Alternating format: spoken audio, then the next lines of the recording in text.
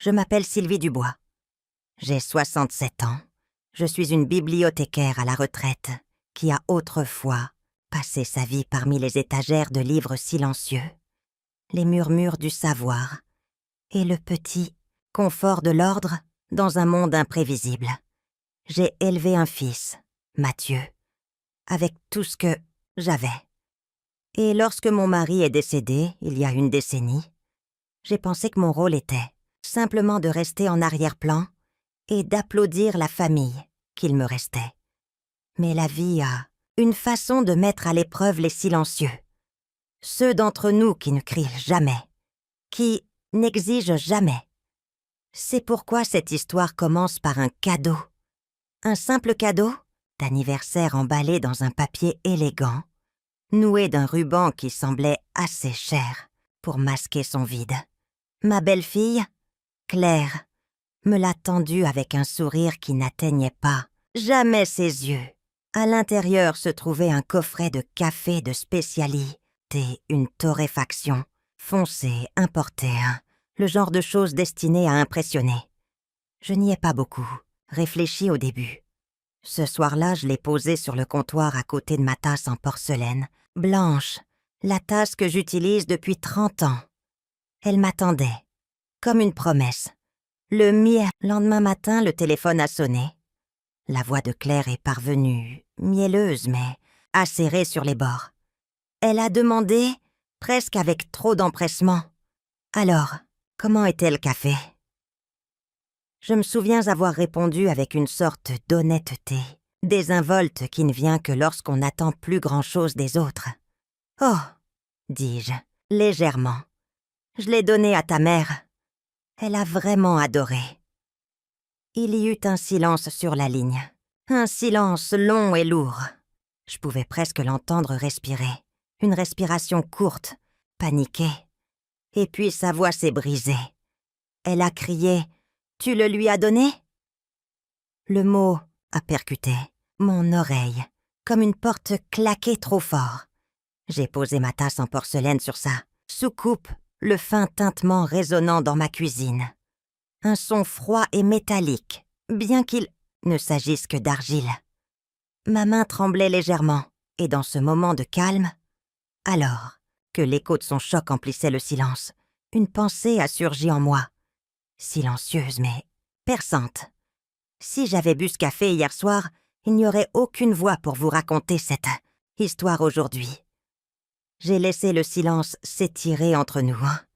Elle l'a comblé de balbutiements frénétiques, d'excuses qui perdaient de plus en plus leur sens à mesure qu'elle parlait. J'écoutais, mais je ne disais rien. Parfois, le silence a plus de poids que les mots. J'ai mis fin à l'appel doucement, en appuyant mon pouce sur le bouton rouge. De la même manière que j'appuyais autrefois mon doigt pour fermer la 4e de co, ouverture d'un livre que je savais ne jamais pouvoir désapprendre. Je suis restée là dans ma cuisine, à regarder la tasse en porcelaine, blanche, sans marque, ordinaire. Pourtant, à cet instant, elle est devenue tout autre chose. Un symbole de fragilité, de résilience, de la façon dont la vie peut frôler le précipice sans que personne ne s'en aperçoive. Il ne s'agissait pas seulement de café. Il s'agissait de ce qui se cache sous les gestes que nous prétendons être bienveillants. Il s'agissait des batailles silencieuses que les mères mènent lorsque leurs enfants ne les voient plus comme le centre, mais comme ce qui reste. Je n'ai pas crié, je n'ai pas accusé, j'ai simplement su. Et dans ce savoir, tout a commencé à changer. Si vous avez déjà reçu un cadeau qui portait plus de poids qu'il n'y paraissait, si vous avez déjà ressenti la piqûre d'être traité comme si votre présence n'avait pas d'importance, alors peut-être comprendrez-vous le voyage que je m'apprête à partager. Parce que ce matin-là, lorsque Claire a crié son incrédulité, fut le matin où j'ai cessé d'être invisible. Ce fut le matin où j'ai réalisé que le silence pouvait être plus tranchant que n'importe quelle lame. Et ce fut le matin où j'ai décidé que ma vie, fragile comme la porcelaine, était encore la mienne, protégée. Je suis restée là, le combiné encore tiède dans ma main, le silence de la maison, semblant soudain plus profond, plus lourd de sens. Je me suis dirigée vers l'évier et j'ai rempli la tasse d'eau, observant le liquide clair tourbillonner contre les parois blanches, comme pour purifier non seulement l'objet, mais aussi l'air autour de moi. La lumière, matinale filtrait à travers la fenêtre de la cuisine, illuminant les particules de poussière en suspension, chacune un petit univers flottant, dans le calme. Dans ce moment de tranquillité, forcée, je me suis sentie à la fois terriblement seule et étrangement puissante. La prise de conscience ne s'était pas abattue sur moi comme un coup de tonnerre. Elle s'était infiltrée, goutte à goutte, jusqu'à remplir chaque parcelle de mon être. Ce n'était pas seulement la réaction de Claire. C'était l'accumulation de 1000 petits riens. Les anniversaires oubliés, les appels manqués, les conversations interrompues par un regard sur un téléphone. J'étais devenue un décor dans leur vie, une présence familière, mais à laquelle on ne prêtait plus attention. Le coffret de café n'était que le point culminant, le geste qui, par sa nature même, révélait l'abîme. Un cadeau destiné à une femme avec une maladie cardiaque connue, un cadeau qui célébrait ce qu'elle ne pouvait pas avoir. C'était plus qu'une négligence. C'était un effacement. Je me suis assise à la table de la cuisine, la même où j'avais aidé Mathieu à faire ses devoirs, où j'avais partagé tant de repas avec Robert. J'ai posé mes mains à plat, sur le bois frais et j'ai fermé les yeux. J'ai laissé les vagues de sentiments me submerger. La peur d'abord, glaciale et paralysante, puis la tristesse, une douleur sourde pour la relation que je pensais avoir avec mon fils et sa femme. Et enfin, une colère tranquille, une flamme basse mais tenace qui commençait à réchauffer le froid de ma peur. C'était la colère non pas de la vengeance, mais de la survie. La colère de quelqu'un qui se rend compte qu'on a essayé de lui voler non seulement son avenir, mais aussi sa dignité. Et en ce matin, ordinaire, dans ma cuisine ordinaire, j'ai pris une décision. Je ne serai plus une spectatrice, silencieuse de ma propre vie. Je ne laisserai plus les autres écrire mon histoire. Ce qui, AVC, omancé avec une boîte de café, se transformerait en quelque chose que personne, dans ma famille, n'aurait pu imaginer. Mon 67e anniversaire est arrivé comme un murmure, pas une célébration. La maison était calme, du genre de silence qui bourdonne, presque dans les oreilles, quand personne ne parle. J'avais préparé un petit gâteau pour moi, plus tôt dans la journée, plus par habitude que par joie. L'odeur de vanille s'accrochait, faiblement au mur. Mais elle s'estompait déjà lorsque la sonnette a finalement retenti. Mathieu est arrivé en retard, comme toujours ces derniers temps. Son excuse lui a échappé, avant même que je puisse la demander. Le travail, la circulation, le bébé. J'ai hoché la tête, car que pouvais-je faire d'autre? Une mère apprend très tôt à prendre des miettes et à appeler cela du pain. Derrière lui venait Claire. Elle se déplaçait avec l'assurance de quelqu'un qui sait que la pièce penche en sa faveur. Elle portait une boîte emballée dans un épais papier crème, noué d'un ruban de satin trop parfait pour être désinvolte. Elle me l'a tendue comme si elle me présentait une couronne. Son sourire était assez large pour passer pour de la chaleur si on ne regardait pas de près. « Joyeux anniversaire, Sylvie », dit-elle, son ton poli comme du verre, fragile mais coupant. J'ai accepté le cadeau à 2 mains. Le papier a légèrement craqué, libérant une faible odeur d'encre et de colle. Le ruban était lisse, frais contre mes doigts, comme s'il appartenait plus à une vitrine de magasin qu'à moi. À l'intérieur, j'ai trouvé le coffret de café de spécialité, importé. Des lettres en gras promettaient richesse, profondeur, élégance, le genre de cadeau qui parle fort du goût, mais pas nécessairement de la pensée. Merci, dis-je poliment. Mes mots flottaient dans la lumière de la cuisine, polis mais vides. Mathieu m'a embrassé rapidement sur la joue, ses lèvres effleurant à peine ma peau. Il attrapait déjà son téléphone, faisant défiler l'écran avec la même aisance qu'il réservait autrefois à la conversation avec moi. La lueur de l'écran éclairait son visage plus que la lampe de la cuisine au-dessus de nous. J'ai placé le coffret de café à côté de ma tasse en porcelaine, blanche, unie. Une tasse que j'avais achetée des décennies auparavant dans une brocante quand l'argent était rare. Elle avait survécu à des déménagements, des tempêtes, des matins de deuil, des soirs de rire. Son émail était ébréché sur le bord, mais c'était la mienne. À côté, le coffret de café brillant semblait presque arrogant, trop bruyant dans ma cuisine silencieuse. Le dîner fut court. La conversation encore plus courte. Ils m'ont demandé comment je me sentais. Une question qui, lui, n'attendait pas de réponse. Ils connaissaient mon problème cardiaque. Tout le monde le savait. Cela faisait des années depuis le diagnostic. Une valve faible, des médicaments chaque matin.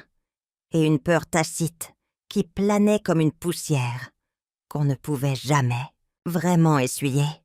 Ils savaient. Et pourtant, ils ne se sont pas attardés. La lumière de la cuisine a clignoté une fois, brièvement. Elle a projeté leurs ombres contre le mur, étirées et étranges, comme si nous étions des étrangers réunis dans la mauvaise maison. Claire a complimenté les rideaux, quelque chose dont elle s'était moquée auparavant. Mathieu a vérifié l'heure 2 fois en 10 minutes. Ils sont partis avec des promesses qui semblaient répétées. On t'appellera bientôt. Le week-end prochain, peut-être un dîner. Des mots comme des reçus, de minces preuves d'un achat jamais destiné à être utilisé. La porte s'est fermée et le silence a repris possession de la maison. Je suis restée là avec le coffret de café toujours posé près de ma tasse. Le ruban brillait sous la lumière, trop vif contre le bois, usé de mon comptoir. Je me suis assise à table, le gâteau intact, son glaçage fondant, légèrement. L'air sentait le sucre et le papier, doux mais creux. Ma poitrine était lourde. Non, pas de maladie, mais d'absence. Les anniversaires sont censés résonner de voix, de rire. Le mien résonnait du tic-tac de l'horloge de la cuisine. Régulier, impitoyable. J'ai attrapé la tasse en porcelaine, passant mon pouce le long de son bord. La petite ébréchure s'est accrochée à ma peau. Un petit rappel des années vécues. Un rappel que les choses se cassent, mais qu'elles tiennent encore.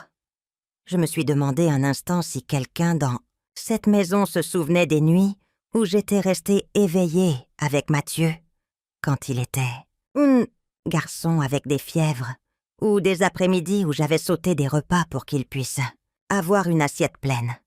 Les sacrifices s'estompent dans la mémoire plus vite que les rubans ne se dénouent. Le coffret de café est resté non ouvert. Son poids semblait anormal, comme s'il contenait plus que des grains. J'ai pensé à faire une tasse, juste pour honorer le geste, mais quelque chose en moi a résisté.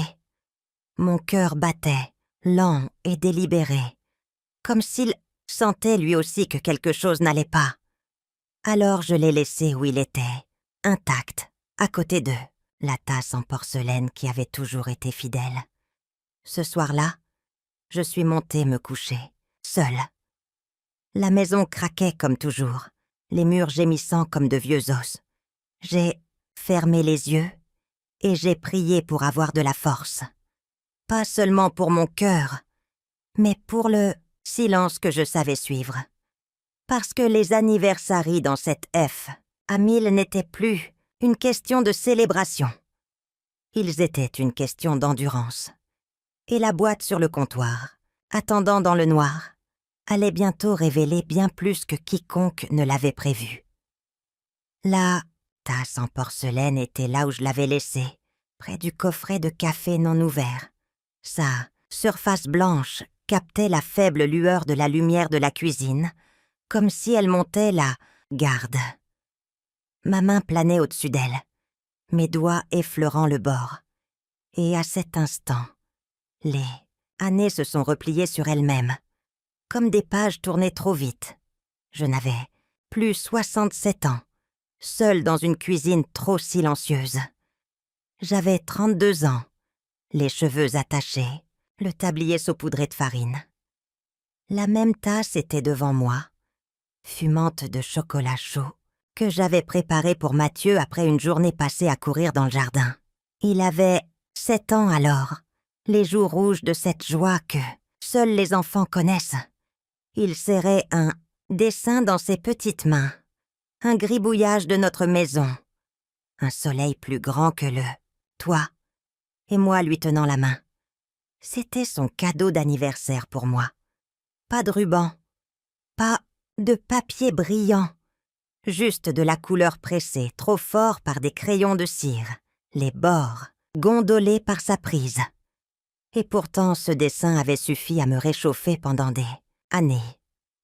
L'écho thématique persistait. À l'époque, un simple dessin suffisait. Je pouvais encore l'entendre siroter le chocolat de la tasse en porcelaine, laissant un cercle de chocolat sur le bord. Il avait ri quand je l'avais essuyé, disant que la tasse était trop chic pour lui, mais je lui avais dit « Tout a meilleur goût quand on sait que c'est fait avec amour ». Il avait hoché la tête solennellement comme s'il mémorisait un secret.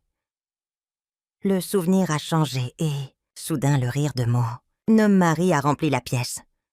Robert était vivant alors. Sa voix profonde et stable, l'encre de notre famille. Il me taquinait parce que je m'agitais trop pour les anniversaires. Mais il s'assurait toujours qu'il y ait des bougies. Et il s'asseyait toujours à côté de moi pendant que Mathieu chantait faux.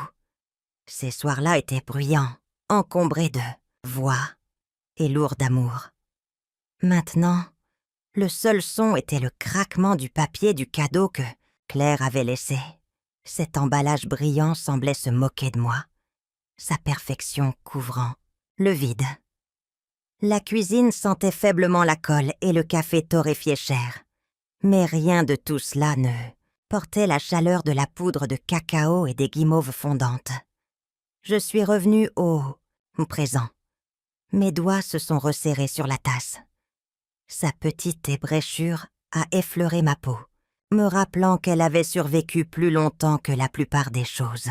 La maison, autour de moi, semblait plus grande, plus solitaire. La table autrefois partagée semblait maintenant trop large. Même le gâteau sur le comptoir avait l'air embarrassé, comme honteux de ne pas être touché. J'ai laissé le souvenir s'installer, puis je me suis demandé, tranquillement, comment en sommes-nous arrivés là? Quand les cadeaux sont-ils passés des dessins et des rires à des boîtes polies destinées à être exposées? Quand les anniversaires ont-ils cessé d'être à propos de nous pour devenir une question d'apparence? Mais la tasse en porcelaine n'offrait aucune réponse. Elle ne contenait que le poids de la mémoire pressée dans son émail par des décennies de matins et de soirs. J'ai de nouveau pensé à Robert. Il aurait détesté le silence qui remplissait maintenant la maison. Il croyait au bruit, à la famille qui se serre les coudes. Son absence n'avait pas seulement volé en un homme, mais c'est aussi le ciment qui tenait les morceaux ensemble. Après son décès, chaque réunion était devenue plus clairsemée, comme une soupe diluée. J'ai effleuré le ruban du coffret de café, sa texture lisse et étrangère contre mes doigts calleux. Il ne portait aucune empreinte d'amour, aucune marque de pensée, juste une transaction déguisée en cadeau. Et pourtant, me suis-je dit, peut-être que Claire avait de bonnes intentions. Peut-être avait-elle pensé que la boîte était spéciale, qu'elle impressionnerait. Mais mon cœur, aussi faible soit-il, connaissait encore la différence entre l'affection et l'obligation. J'ai fermé les yeux. La voix de Mathieu enfant résonnait faiblement. « Joyeux anniversaire, maman ». Il avait Chanter fort, sans peur, même en chantant faux. C'était de l'amour. C'était la famille. J'ai rouvert les yeux sur le silence. La boîte brillait. La tasse était fidèle. L'une était lourde, Dédé, sans l'autre était vide malgré son éclat. Il m'est alors apparu que la tasse, ébréchée et simple, était plus belle que n'importe quelle boîte polie, car elle portait une histoire. Elle portait la vérité. J'ai murmuré dans la pièce silencieuse, non pas à quelqu'un mais à moi-même. À l'époque, un simple dessin suffisait. Les mots ont flotté et se sont posés, s'imprimant dans l'air immobile comme un vœu. L'horloge de la cuisine continuait de tic-tac. Mon cœur suivait son rythme, lent mais régulier. Quelque part dans ce battement, régulier j'ai compris, cet anniversaire était différent. Pas à cause de ce que j'avais reçu, mais à cause de ce dont je me souvenais, et la tasse en porcelaine reposant patiemment, près de ma main promettait de me porter à travers ce qui allait suivre. Je me suis réveillée. Avant le soleil, la cuisine sentant encore faiblement la vanille et le papier. Le co-audio frais de café était posé à côté de ma tasse en porcelaine blanche. Deux objets qui n'appartenaient pas à la même histoire. J'ai essuyé le comptoir comme pour ranger mes pensées. J'ai glissé la boîte dans un sac réutilisable. Et j'ai senti le ruban siffler sur ma paume. L'aube était mince et rose. Mon souffle formait de petits nuages alors que je marchais vers la voiture. Je me suis dit une vérité simple que je pouvais énoncer sans blesser personne. Mon cœur ne supporte pas bien la caféine. Hélène adore le café. Laissons le cadeau trouver la personne à qui il convient. Hélène, la mère de Claire, habite à 7 minutes d'ici, dans un bungalow en briques avec des volets verts. Quand elle a ouvert la porte, elle sentait le nettoyant au citron et la crème pour les mains. Nous ne sommes pas les meilleurs amis du monde, mais nous maintenons une trêve douce que les mères comprennent. Sylvie, quelle surprise, dit-elle. Entre donc. Il fait trop frais pour rester sur le pas de la porte. Le couloir était rempli de photos de famille. Claire à 10 ans avec les genoux écorchés. Claire au mariage, tenant des lys blancs. Quelque chose s'est resserré dans ma poitrine qui n'était pas la maladie. C'était la mémoire. J'ai suivi Hélène dans la cuisine. J'ai posé le sac sur la table et j'en ai sorti la boîte. Le papier brillait sous la lampe. « Pour toi », dis-je. Mon cœur ne supporte pas bien la caféine. Le médecin me le rappelle encore. Toi, tu bois du café, tu devrais en profiter plus que moi. Ses yeux se sont agrandis de plaisir d'être considéré. Pour moi, vraiment? Tu es sûr? J'en suis sûre, dis-je. Il resterait sur mon comptoir, à prendre la poussière. Elle a caressé le ruban. C'est magnifique. Je n'ai jamais rien eu. De téléphone. Elle a étudié mon visage. Puis-je nous en préparer une tasse? J'ai secoué la tête. Une tisane pour moi, si tu en as. Je fais attention à mon cœur. Bien sûr, dit-elle. La bouilloire s'est remplie. De la vapeur s'est élevée lorsqu'elle a rencontré le brûleur. Elle a posé une boîte de camomille sur la table. Je garde ça pour les soirées calmes. Celle-ci en y a l'air. Pendant que l'eau chauffait, nous avons admiré la boîte comme on admire un nouveau livre. Elle a lu les notes de dégustation. Cacao, cèdre, cerise noire. En voyant son bonheur, je me suis sentie plus légère. Le cadeau avait trouvé son propriétaire. Elle a versé ma tisane et nous nous sommes assises. Sa cuisine conservait les détails ordinaires d'une vie. Des napperons en crochet, un calendrier, une petite corbeille de fruits. La bouilloire a cliqueté en refroidissant. Quelque part, une horloge a sonné la demi-heure. J'espère que tu as passé Un bon anniversaire, dit-elle. C'était calme, ai-je répondu. Le calme peut être une bénédiction. Parfois, c'est juste calme. Elle a hoché la tête, comprenant plus que les mots. Pendant un instant, la maison a semblé être un havre plutôt qu'un lieu où les gens se précipitent. Quand il fut temps de partir, elle m'a raccompagnée jusqu'à la porte avec la boîte dans ses mains, comme un bouquet. « Merci, dit-elle. Je vais me préparer une tasse cet après-midi et je penserai à toi. Pense à toi quand tu la boiras, dis-je. Que ce soit ton petit plaisir. » La phrase m'a surprise par sa fermeté. J'apprends à donner sans m'effacer. Sur le porche, l'air s'était éclairci. En partant, une odeur de café torréfié s'est élevée du sac que j'avais porté. Elle s'était accrochée à mon manteau. Elle me suivait comme une question. De retour à la maison, j'ai lavé ma tasse en porcelaine à l'eau chaude. Amende, petit cercle. La tasse a cliqueté contre l'évier. Un son humble qui appartient au vivant. Je l'ai séchée et je l'ai remise à sa place habituelle. J'ai pris mon téléphone. J'ai envisagé d'envoyer un SMS à Claire et Mathieu pour les remercier. J'ai envisagé de leur dire combien Hélène avait été gentille. Mon pouce a hésité. Puis j'ai reposé le téléphone. Certains mots arrivent mieux plus tard. Certains n'ont pas besoin d'arriver du tout. J'ai ouvert la porte, arrière, et j'ai laissé entrer le matin. L'air frais a balayé le sol comme une marée silencieuse. Je suis restée là, me sentant à la fois petite et maîtresse de ma propre petitesse. Donner la boîte m'a semblé juste, ni dramatique, ni cruelle, juste honnête.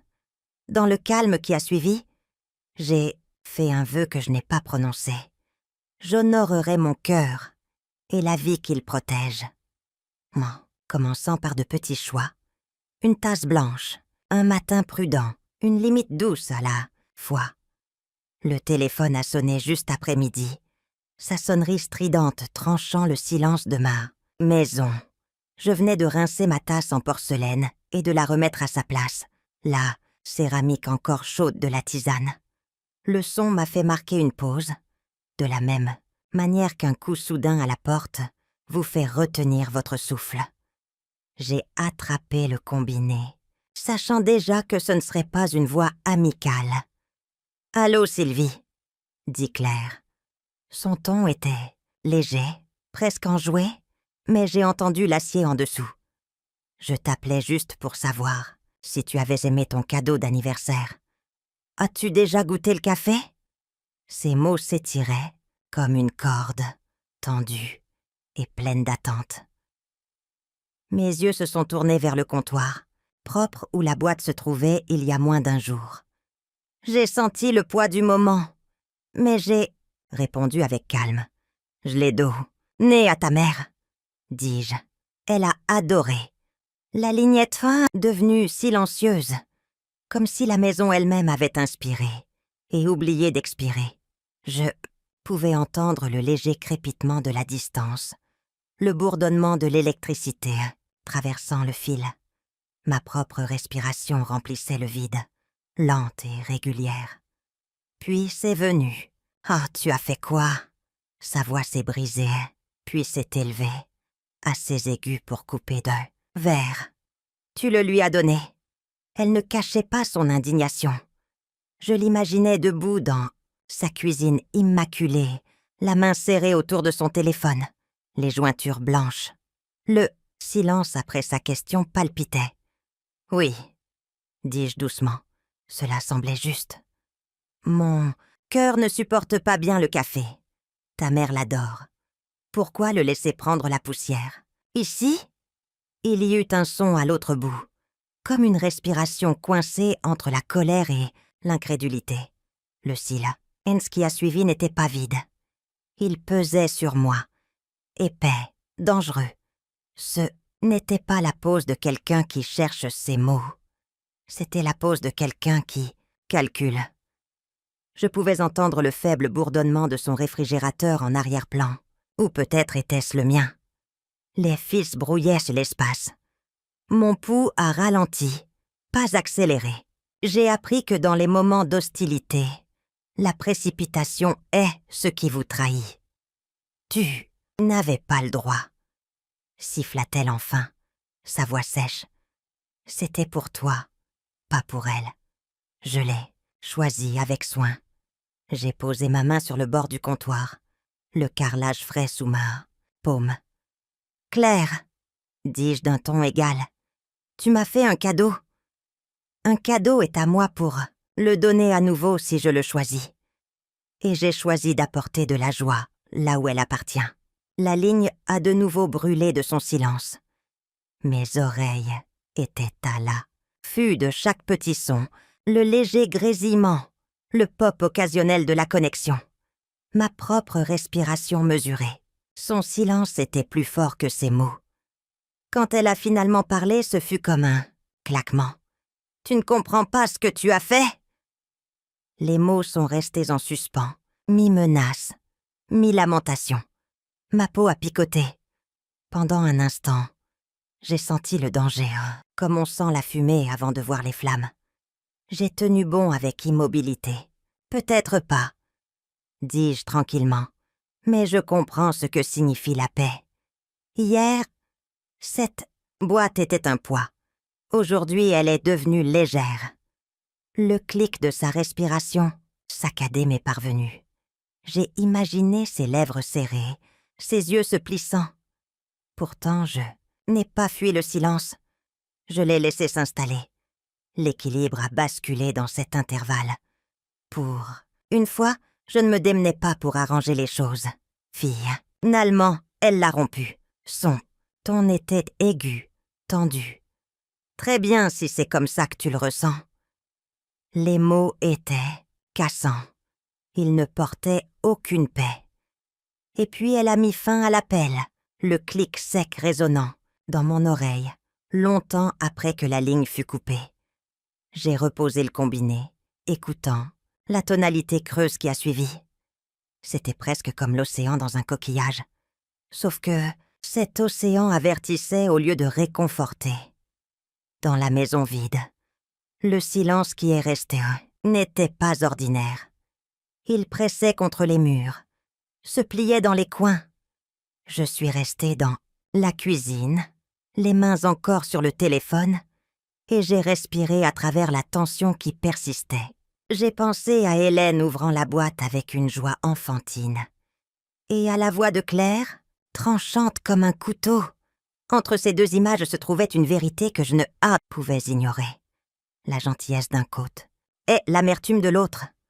J'ai reposé le combiné, lentement, comme on pose un verre qui pourrait se briser. Ma main a tremblé un instant, puis s'est immobilisée. J'ai regardé la tasse en porcelaine qui séchait sur l'égouttoir et j'ai murmuré en moi-même. Si je l'avais bu, mon cœur battrait-il encore maintenant? Le setotwasieta, calme après l'appel, n'était pas la paix.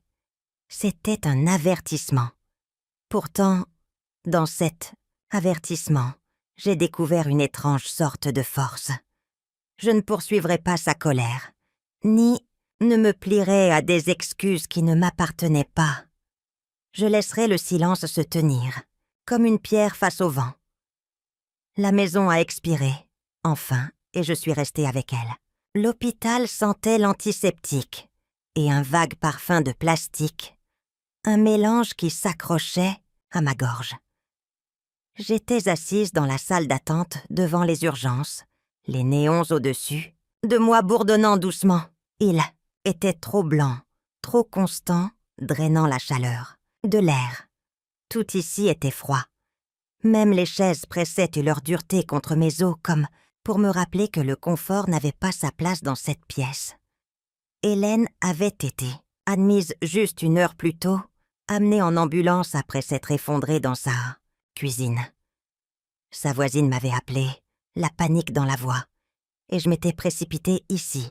Maintenant, j'attendais, les mains jointes sur mes genoux, le son du moniteur cardiaque, dérivant faiblement à travers la porte. Pip, pip, pip. Ce rythme me transperçait plus profondément que n'importe quel mot. J'ai repensé au moment où je lui avais tendu le coffret de café. La façon dont son visage s'était illuminé, comme si on lui avait donné un trésor, destiné à quelqu'un d'autre, mais livré à son cœur. Elle avait serré la boîte contre sa poitrine, ses bras frêles tremblant de joie. J'avais souri alors, soulagée de le transmettre. Maintenant, assise sous la lumière stérile, je sentais le tranchant des « et si la boîte était restée dans ma maison, si j'en avais préparé ne serait-ce qu'une tasse, si j'avais laissé la tentation l'emporter. Serais-je celle qui gisait dans ce lit en ce moment? Cette pensée me glaça. Je m'imaginais sur le brancard, des tubes serpentant sur ma poitrine, le moniteur déclamant chaque battement d'un cœur défaillant. Ma main s'est instinctivement portée sur mon sternum, sentant le faible battement sous mes côtes, faible mais régulier, toujours le mien. La porte s'est entr'ouverte et j'ai vu Hélène à travers la petite fenêtre. Elle semblait si petite contre les draps blancs, des fils attachés à sa peau, sa respiration s'élevant de manière inégale. Le bip du moniteur se synchronisait avec sa fragilité. Chaque note un rappel de la FR, agilité de la vie lorsque le corps nous trahit. J'ai fermé les yeux un instant et j'ai écouté. Le bourdonnement de la lumière au-dessus de moi, le soupir mécanique d'un ventilateur à proximité, le faible bruit des chaussures d'une infirmière. Chaque son devenait plus aigu, plus lourd. Dans ce rythme lent de l'hôpital, le temps s'étirait. Les minutes semblaient des heures. Chaque respiration alourdie par l'incertitude. Et si elle ne s'en sortait pas? Pas? La question pulsait en moi comme un autre moniteur, invisible mais implacable. Je me suis murmuré, une vérité que personne d'autre n'entendrait. Ce coffret de café aurait pu être mon cercueil. Les mots ont envoyé un frisson le long de ma colonne vertébrale. Ma décision, si silencieuse et presque négligente à l'époque, avait tracé une ligne entre deux destins, le sien et le mien. Je me suis souvenu de sa joie à nouveau, la façon dont elle avait bercé la boîte. Pendant un instant, la culpabilité m'a transpercée. Avais-je transféré le danger au lieu de la joie? Lui avais-je, sans le savoir, tendu le mal? Mon cœur s'est serré à cette pensée, et j'ai pressé ma main plus fort contre ma poitrine, me recentrant sur le battement régulier qui s'y trouvait. Une infirmière est passée et m'a offert un sourire compatissant, mais elle n'a rien dit. Parfois, le silence parle plus fort que la pitié. J'ai baissé les yeux sur mes mains, remarquant le léger tremblement de mes doigts. Je les ai lissés contre ma jupe comme si je pouvais effacer la peur. L'attente s'est prolongée. J'ai compté les carreaux au plafond, les secondes entre les bips du moniteur, les respirations qui secouaient à ma poitrine. J'ai ralenti, mon esprit pour suivre le rythme de l'hôpital, laissant chaque détail se graver dans ma mémoire. L'air froid effleurant ma peau, le goût de la sécheresse dans ma bouche, le scintillement de l'ampoule fluorescente dans le coin lointain, qui refusait de rester stable. Et, dans cette lente descente vers la conscience, la peur s'est cristallisée en autre chose. Une prise de conscience. Si j'avais gardé cette boîte, personne ne serait assis ici pour Hélène. Il serait ici pour moi. Le cadeau de Claire n'était pas ce qu'il semblait être. Je n'étais pas dupe. Quelque chose était caché dans ce café. Quelque chose destiné à nuire. L'effondrement d'Hélène, soudain et cruel, a confirmé ce que mes instincts avaient murmuré. Je me suis adossée à la chaise, la respiration courte, le cœur lourd. La lumière stérile pesait sur moi, Mais sous son éclat, j'ai découvert une étrange clarté. J'étais en vie. À cause d'un choix qui semblait trivial. Un choix né d'une défiance silencieuse. Du simple acte de refuser ce dont je n'avais pas besoin. Le moniteur à l'intérieur de la pièce continuait son chant. Régulier. Bip, bip, bip. Chaque son se gravait en moi. Je me suis promis alors que je n'ignorerais plus les signes avant-coureurs. La colère de Claire, son silence, son emportement. Il ne s'agissait pas d'un simple cadeau. Il s'agissait de contrôle, de quelque chose de plus sombre. Je me suis redressée, laissant la chaise dure me soutenir. La peur demeurait, mais à ses côtés grandissait la résolution. Je ne me réfugierai pas dans le silence. Je ne boirai pas dans des tasses qu'on me tendrait avec des lames cachées. La lumière de l'hôpital était crue, mais elle révélait la vérité. Et dans cette clarté, j'ai vu le chemin à suivre, vigilant, stable, sans peur de nommer ce que j'avais failli perdre. Ma vie. J'ai transporté la tasse en porcelaine avec précaution, enveloppée dans un torchon, comme si je tenais quelque chose, et de sacré ou de dangereux, ou peut-être les deux. Le bord sentait encore faiblement les grains de café torréfié. Mais sous cet arôme persistait quelque chose d'âcre, de métallique, une note qui n'avait pas sa place. Je savais que je ne pouvais pas l'ignorer. C'est pourquoi j'ai traversé la ville pour me rendre chez Daniel. Daniel Bennett avait été mon voisin il y a des années, lorsque Mathieu était encore un garçon. Il a été pharmacien pendant près de 3 décennies avant de prendre sa retraite. Maintenant, il passait son temps à s'occuper de ses roses dans son jardin et à bricoler de petites expériences dans son garage. Il m'a accueilli avec son sourire chaleureux et usé, ses cheveux gris clairsemés dépassant d'une casquette de baseball. « Qu'est-ce qui t'amène par ici, Sylvie ?» demanda-t-il en s'essuyant les mains sur un chiffon. « J'ai besoin que tu regardes quelque chose, » dit-je en posant la tasse enveloppée dans le torchon sur son établi. « S'il te plaît, ne ris pas. Vérifie juste. » Il haussa un sourcil. La curiosité piquée, il déballa la tasse avec des doigts précautionneux. L'odeur l'atteignit immédiatement. Je l'ai vu à la façon dont son nez a tressailli. Il se pencha, renifla une fois, puis une autre plus, lentement. Son expression changea. Le regard amical du voisin fut remplacé par une alerte professionnelle. Il alla chercher un petit carnet sur l'étagère, ses pages déjà remplies d'une écriture soignée. « D'accord, voyons ce que nous avons là. » Daniel travaillait en silence, comme le font les hommes qui ont répété les mêmes gestes pendant des années, jusqu'à ce qu'ils deviennent un rituel. Il a gratté un léger résidu du fond de la tasse avec une spatule en bois, tapotant la poudre sur une lame de verre.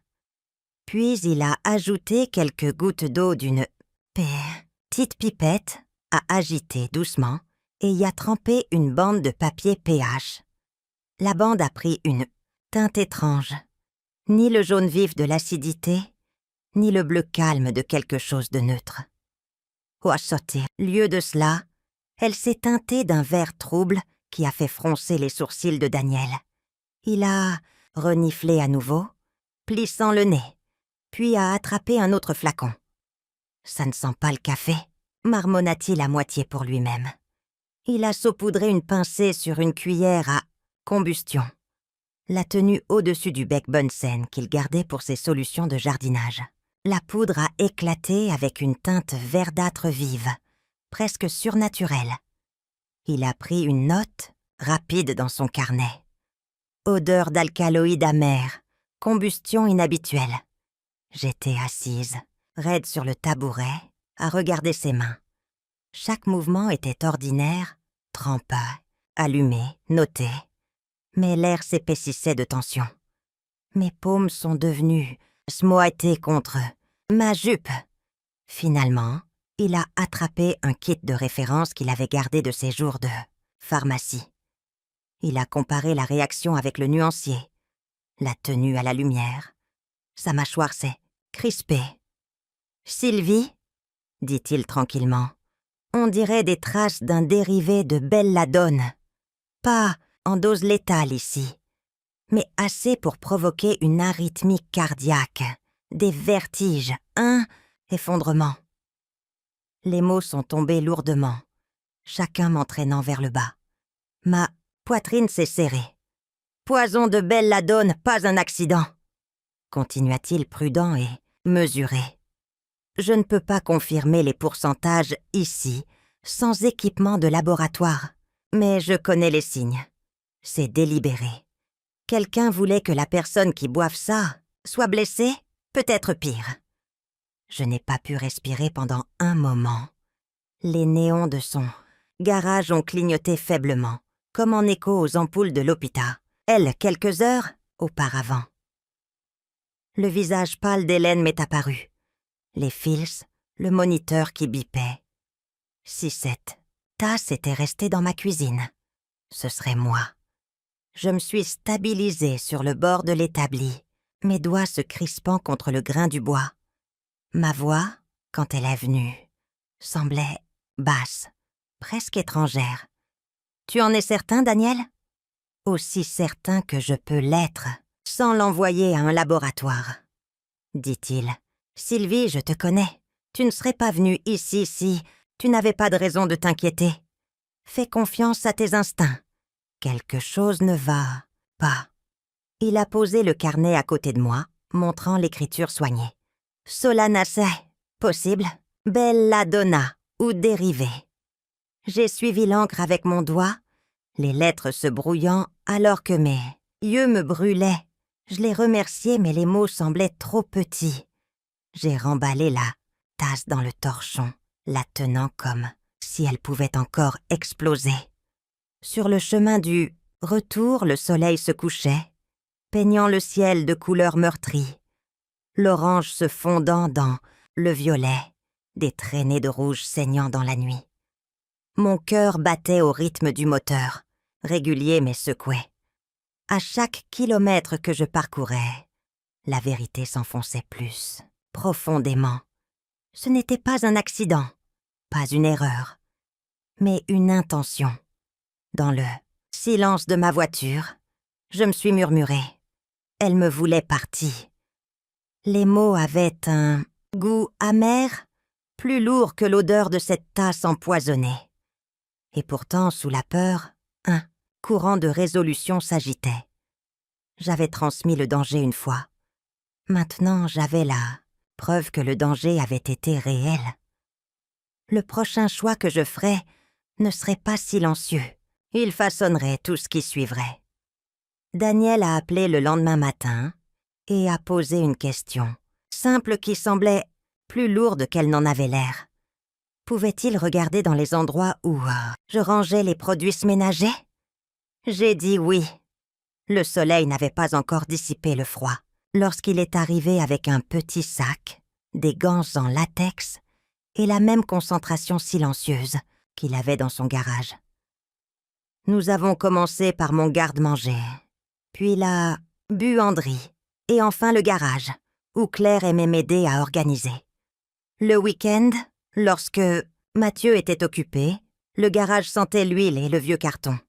La lumière tombait en barres obliques à travers la fenêtre, dessinant des rayures sur des boîtes empilées, marquées H-I-V-E-R, P-E-I-N-T-U-R-E et N-O-E-L. Claire avait arrangé la plupart de ses étagères le mois dernier. Elle avait tout étiqueté en lettres capitales soignées, et avec un sourire qui semblait généreux. Je l'avais remerciée. La gratitude est une habitude chez les femmes. Comme moi, Daniel se déplaçait lentement. Il a vérifié l'établi, les crochets du panneau, perforé, les bacs en plastique où je garde les chiffons et les gants de jardinage.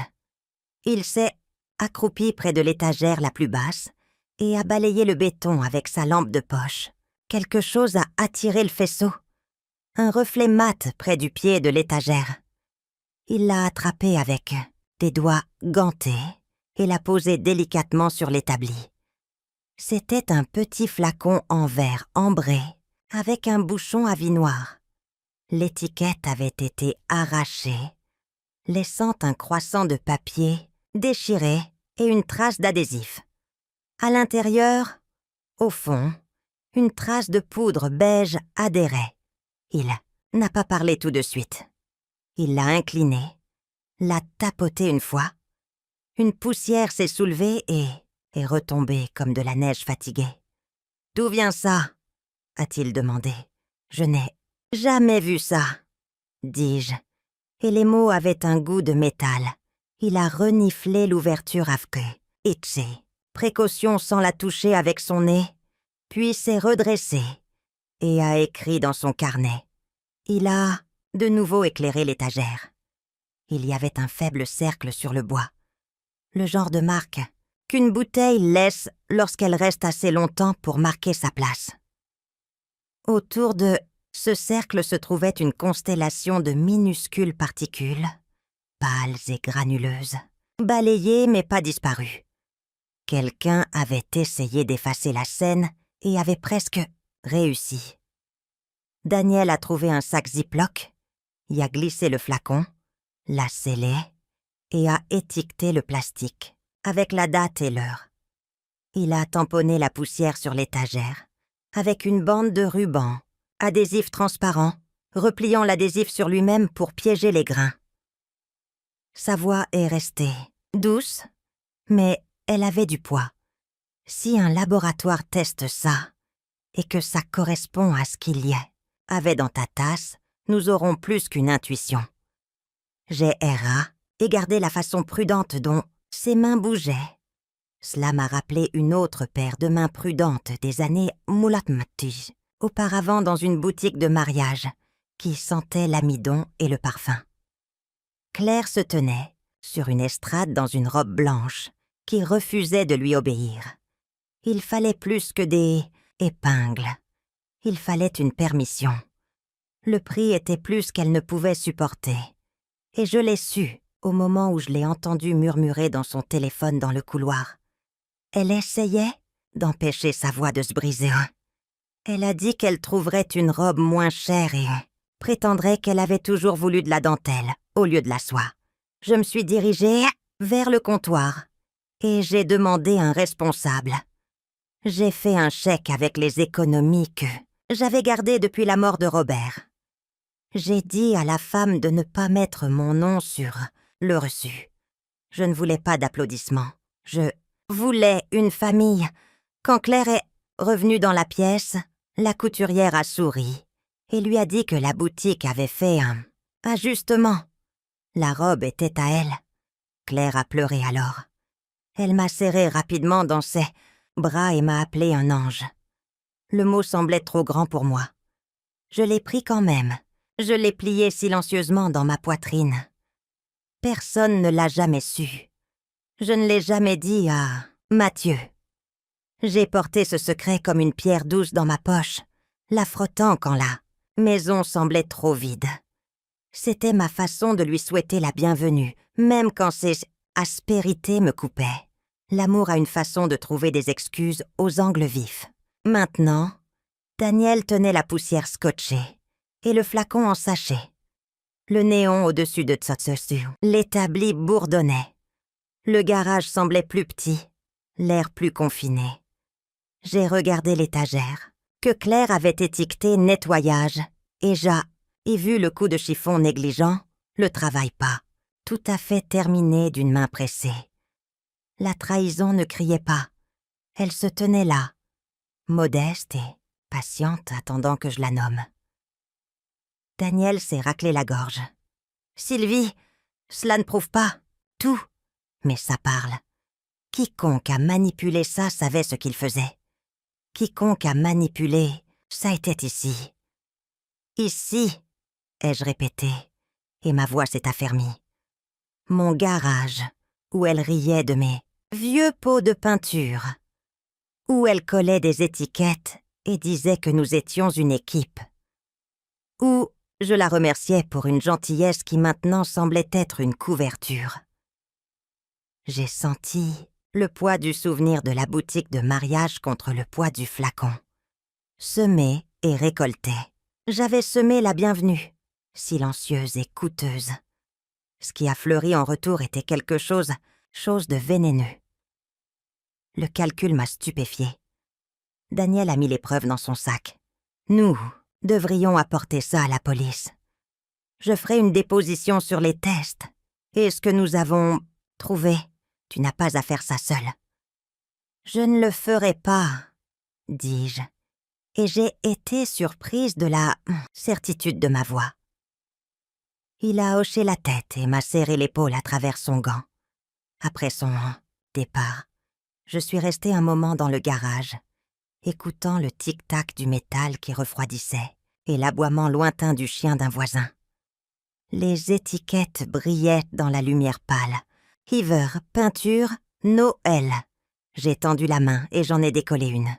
Sous le papier, le bois, nu attendait, propre, prêt pour un nom qui lui appartenait. Cette nuit-là, la maison était silencieuse. Pourtant, le silence semblait agité. J'ai apporté ma tasse en porcelaine à la table, j'ai versé de l'eau chaude sur un sachet de thé, et j'ai regardé la vapeur s'enrouler vers le haut. J'aurais dû trouver du réconfort dans la routine. Mais la vapeur ressemblait plus à la fumée d'un petit feu. Un feu que je ne savais pas s'il fallait l'éteindre ou le laisser brûler, jusqu'à ce que tout soit révélé. Le visage de Mathieu flottait dans mon esprit. Son sourire de garçon n'avait pas changé depuis ses 12 ans. Bien que maintenant il repose sur la mâchoire d'un homme. J'ai pensé au matin où il laissait des mots près de ma tasse de café avant l'école. De petits gribouillages qui disaient « Je t'aime, maman ». Le souvenir se pressait contre l'image de lui maintenant.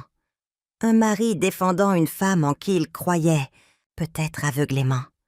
Devais-je lui dire ce que Daniel avait trouvé? Devais-je poser le flacon, le ruban adhésif avec sa poudre piégée, les notes d'un pharmacien à la retraite, et dire « Ta femme me voulait partie ». Cette pensée me coupait en deux. Si je parlais, je risquais de briser le monde de Matt. Si je me taisais, je risquais de me perdre dans la peur. J'ai ouvert mon vieux journal relié en cuir, celui que Robert m'avait offert pour notre 25e anniversaire. Les pages étaient jaunies, mais la reliure était encore solide. J'ai daté le coin supérieur et j'ai commencé à écrire. Ma main tremblait. L'encre saignait plus sombre que d'habitude. J'ai écrit 3 courtes lignes espacées comme des prières. Choisir mon fils, choisir la vérité, me choisir moi-même. J'ai fixé les mots jusqu'à ce qu'ils se brouillent.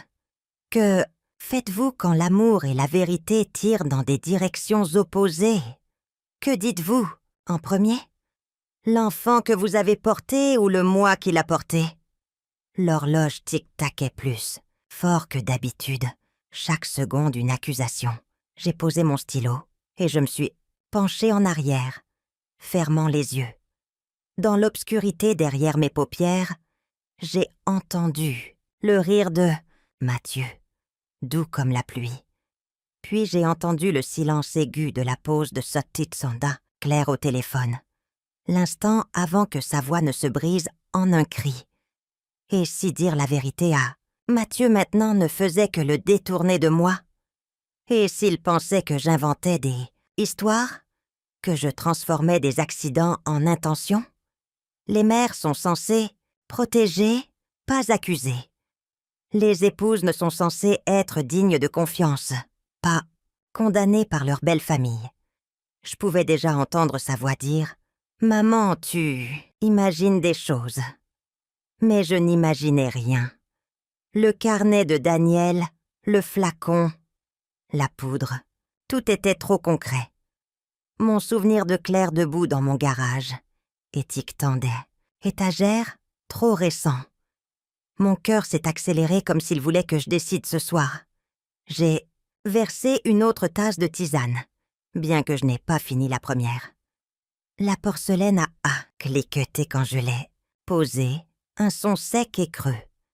J'ai murmuré dans l'air de la cuisine. « Robert, que ferais-tu » Aucune réponse n'est venue.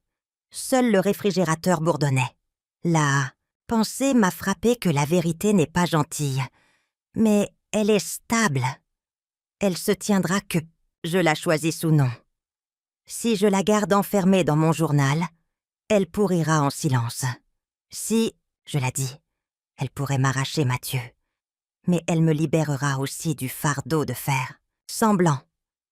J'ai passé mes doigts sur les 3 lignes à nouveau. Choisir mon fils. Choisir la vérité. Me choisir moi-même. Ma main a entouré lentement la dernière, comme si je me donnais la permission d'exister, en dehors de la maternité, en dehors de l'obligation. J'ai réalisé alors que me choisir ne signifiait pas perdre Mathieu. Cela signifiait refuser de me perdre. Cela signifiait se tenir droite dans une tempête, même si la foudre frappait. Pendant des décennies, je m'étais placée en dernier dans la lignée de la famille. Peut-être était-il temps de prendre le centre. Pas avec rage, mais avec une certitude tranquille. J'ai fermé le journal, pressant ma paume contre la couverture comme pour sceller un vœu. Demain viendrait, et avec lui une autre décision. Mais ce soir, je me suis permis de m'asseoir avec le conflit brut et non résolu. Car parfois la vérité la plus difficile n'est pas dite à voix haute, mais admise d'abord intérieurement. La tisane avait refroidi. J'ai quand même levé la tasse, et je l'ai bu en silence, goûtant une amertume qui ne venait pas des feuilles. Le silence a grandi autour de moi, non pas vide, mais en attente. Quelque part dans cette immobilité, je savais que la réponse me trouverait. La cuisine était trop lumineuse cet après-midi-là, comme si le soleil lui-même voulait être témoin de ce qui allait se déra. Ou l'est. Claire était appuyée contre le comptoir, les bras croisés, son sourire travaillé en quelque chose de doux mais affûté sur les bords. Elle parlait d'une voix qui se voulait douce, mais chaque syllabe avait une épine. « Tu sais, Sylvie » commença-t-elle en inclinant légèrement la tête. « Parfois, je me demande si tu ne prends pas les choses trop à cœur. Un cadeau, ce n'est qu'un cadeau. Peut-être que tu as mal compris. » Son ton était du sirop sur de l'acier. Elle voulait piquer, me faire trébucher, me dépeindre comme fragile. J'ai écouté sans bouger, ma main légèrement enroulée autour de l'anse de ma tasse en porcelaine blanche. Je sentais le léger tremblement de mon pouls dans la céramique. J'ai posé la tasse sur la table. Le son était petit mais a résonné clairement. Une seule note qui a fendu le silence. Ces mots ont faibli, pris dans cet écho. J'ai levé les yeux vers les siens et j'ai parlé. Pas fort, pas précipitamment, mais d'une voix stable. Le jour de ton mariage. La robe blanche que tu portais, celle que tout le monde admirait, c'est moi qui l'ai payée, entièrement. Son sourire se figea, un masque avec une fissure au milieu. Elle cligna des yeux comme si elle avait mal entendu. Puis elle a essayé de rire, mais le son est sorti cassant.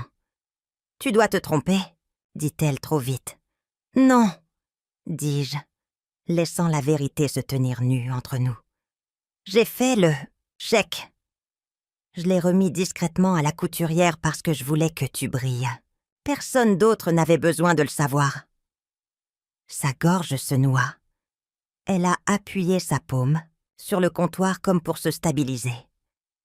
La douceur de sa voix a disparu un instant, remplacée par une lueur de quelque chose de brut.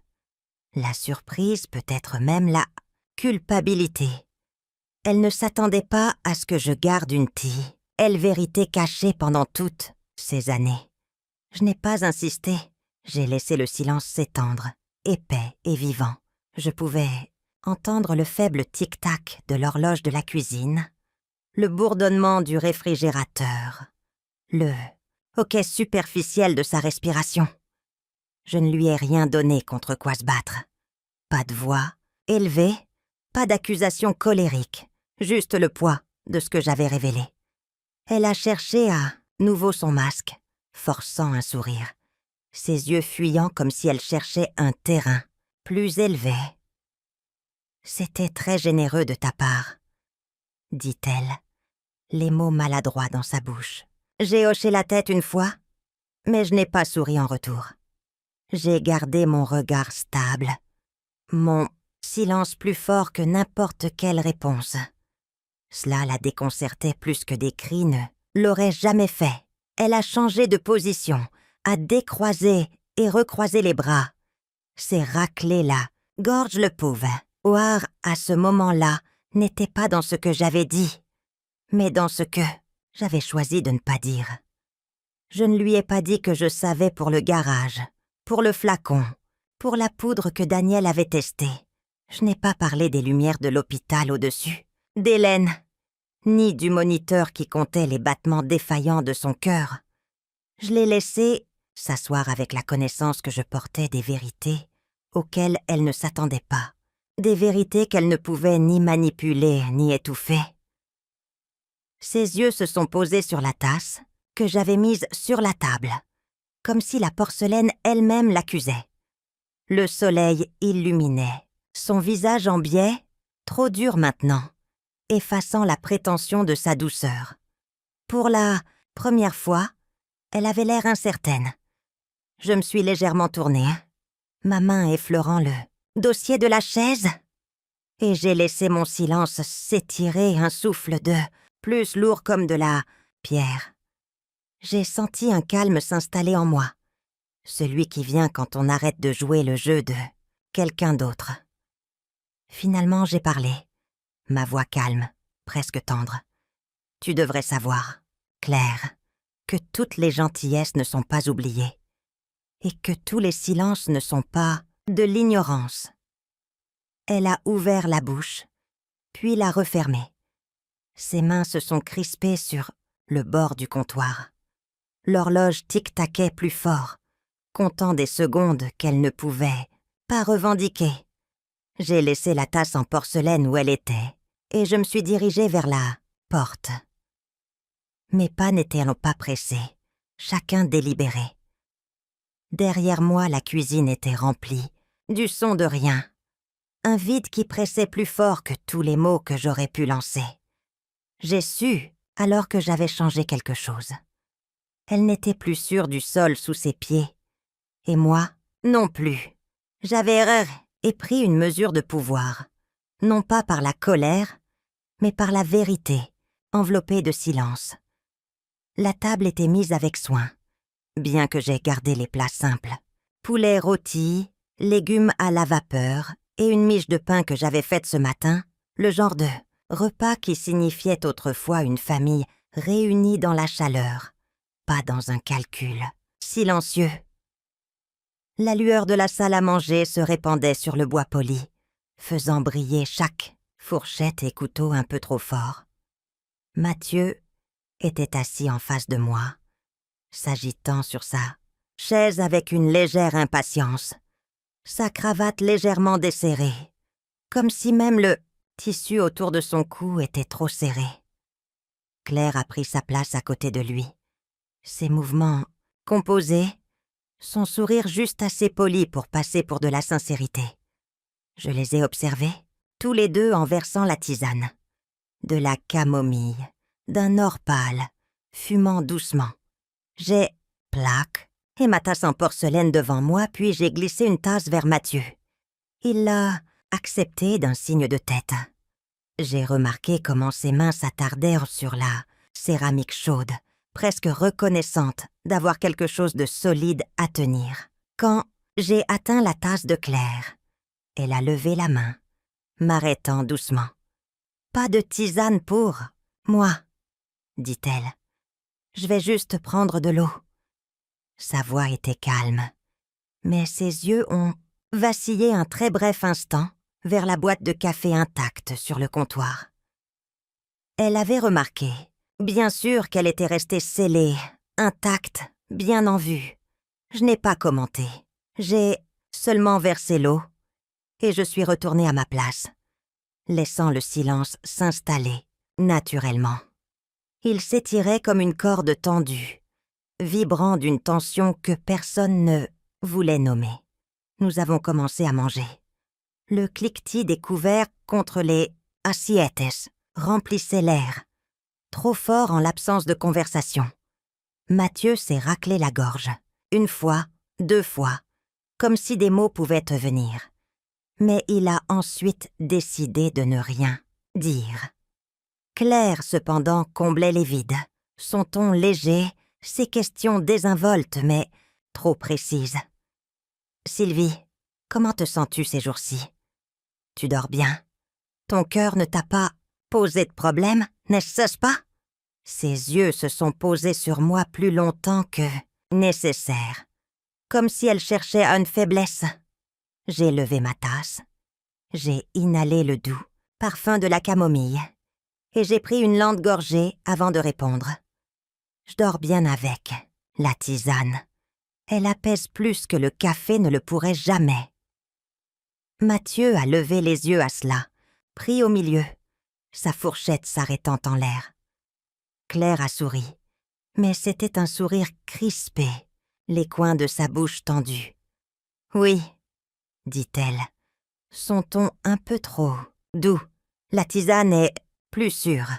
J'ai rencontré son regard directement, puis j'ai de nouveau baissé les yeux sur mon assiette, ne disant rien. Ce n'étaient pas mes mots, mais mon silence qui la déstabilisait. L'espace entre les phrases pesait plus que n'importe quelle accusation. Mathieu s'est de nouveau agité, rompant un morceau de pain avec une force inutile. « Maman, le poulet est vraiment bon !» offrit-il, essayant de détendre l'atmosphère. Je l'ai, remercié doucement, gardant les yeux sur mon repas. Claire a insisté, ses questions se rapprochant, acérées sous leur surface polie. « As-tu essayé le café que je t'ai donné? Je l'ai choisi moi-même. Vraiment spécial. » J'ai laissé passer un temps de silence, la laissant sentir le poids de ses propres mots avant de répondre avec une précision calme. « Non, » dis-je, levant à nouveau la tasse de tisane. « Je préfère ceci. » Sa main s'est figée sur le pied de son verre. Le front de Mathieu s'est plissé, un pli se formant entre ses yeux alors, qu'il regardait de moi à elle, sentant quelque chose sous la surface qu'il ne pouvait pas tout à fait nommer. La vapeur de la tisane s'élevait, douce et régulière. La tasse en porcelaine réchauffait mes doigts, son poids familier me stabilisant de l'autre côté de la table. Le sourire de Claire a de nouveau vacillé, son masque glissant, puis réapparaissant comme recousu à la hâte. J'ai peu parlé. Je n'en avais pas besoin. La pièce elle-même était lourde de tout ce qui restait non dit. Les yeux de Mathieu dardaient entre nous, la confusion évidente. Claire remuait son verre d'eau, bien qu'il n'y ait rien à remuer. Et je suis simplement restée assise, laissant le silence faire son travail. Le repas a continué, chaque bouchée ponctuée de regards et de pauses. Les mots sont devenus rares, réduits à leur strict minimum, un simple « passe-moi le sel », un murmure de remerciement. Pourtant, sous tout cela, la tension filait comme un courant, attendant de se rompre. Quand j'ai enfin posé ma fourchette et que j'ai joint mes mains autour de la tasse, j'ai senti la stabilité dans ma poitrine, le calme que j'avais choisi. Les yeux de Claire s'attardèrent sur moi, vifs, scrutateurs. Mais je ne lui ai rien donné, à quoi s'accrocher. Mon silence parlait pour moi. Ce soir-là, le dîner ne s'est pas terminé par des rires, ni par de la chaleur, mais par 3 personnes quittant la table plus déstabilisées qu'à leur arrivée. Et dans cet espace silencieux, j'ai su que quelque chose avait changé. Le pouvoir ne se trouvait plus là où elle s'attendait à le trouver. Il reposait silencieusement entre mes mains. Les enquêteurs se déplaçaient discrètement, comme si l'affaire préférait des chaos. Sûrs, souples. Daniel et moi avons remis la tasse en porcelaine, la poussière, scotchée et le flacon ambré. L'officier a étiqueté chaque article avec l'heure et la date. Mon nom correctement orthographié. Pas de discours, juste des formulaires glissant sur un comptoir. Ils ont assigné l'inspectrice Lambert, une femme compacte aux yeux stables. Elle m'a rencontrée dans une petite pièce. Mur blanc cassé, table nue, à l'exception d'un enregistreur et d'un bloc-notes. Elle a écouté, a demandé l'ordre des choses, puis a tracé une ligne sur sa page. La séquence d'abord, a-t-elle dit. Cela m'a stabilisé. D'abord, mon anniversaire. Deuxièmement, l'appel. Troisièmement, l'effondrement d'Hélène soudain. Lumière fluorescente. Quatrièmement, les tests de Daniel. Cinquièmement, la découverte, dans mon garage. J'ai énoncé chaque élément pendant qu'elle écrivait les orodatages dont je me souvenais. Quand j'hésitais, elle attendait, le stylo en suspens, le temps une porte, qu'elle pouvait maintenir ouverte. Elle a demandé à contacter l'hôpital. J'ai accepté. Elle m'a demandé de ne pas contacter Claire. J'ai de nouveau accepté. La vérité peut marcher sur ses deux pieds, dit-elle presque pour elle-même. Puis elle a rassemblé les formulaires et m'a laissé avec le bruit de la ventilation et un gobelet en papier qui avait un goût de métal. Le soir, elle a appelé avec une confirmation. Les dossiers de l'hôpital notaient une arythmie, d'apparition soudaine. Les analyses de laboratoire suggéraient une exposition à un alcaloïde végétal suffisant pour demander à un juge une préservation des données. Ce soir, nous gelons les horloges, a-t-elle dit. Téléphone, cloud, historique de recherche. Le matin à 7h42, elle a envoyé un SMS. Mandat signé. À midi, une unité de police scientifique. UAI-Madé, le téléphone de Claire et a récupéré ses sauvegardes cloud. Lambert ne m'a donné que les heures. 12h18. L'extraction a commencé. 14h03. L'aperçu est terminé. 15h11. Premier. Résultat. Elle me l'a lu. Voix égales. La nuit avant mon anniversaire. 21h07. Une recherche. Dans le navigateur de Claire. Combien de belladone pour tuer rapidement? À 21h12. Une autre. Masquer le goût amer dans le café. À 21h19. Arythmie. Symptômes. Personnes âgées. Chaque requête tombait comme une pierre dans l'eau claire. J'étais dans ma cuisine quand elle a appelé. Ma théière sifflait. J'ai éteint le brûleur et j'ai laissé la vapeur s'estomper. J'ai glissé un doigt le long de la tasse, puis je l'ai posé. « Merci », dis-je, signifiant à la fois le mot et la pause. Les enquêteurs ne construisent pas des affaires à partir de mots. Ils les construisent à partir du temps. Elle a continué à lire. Elle, le jour de mon anniversaire, à 16h26, un message de Claire à un contact enregistré sous le nom de fille du jardin. C'est emballé, livraison demain. À 10h41 le lendemain, 5 minutes après son appel, un autre SMS. Elle l'a donné, 1 minute plus tard à sa mère.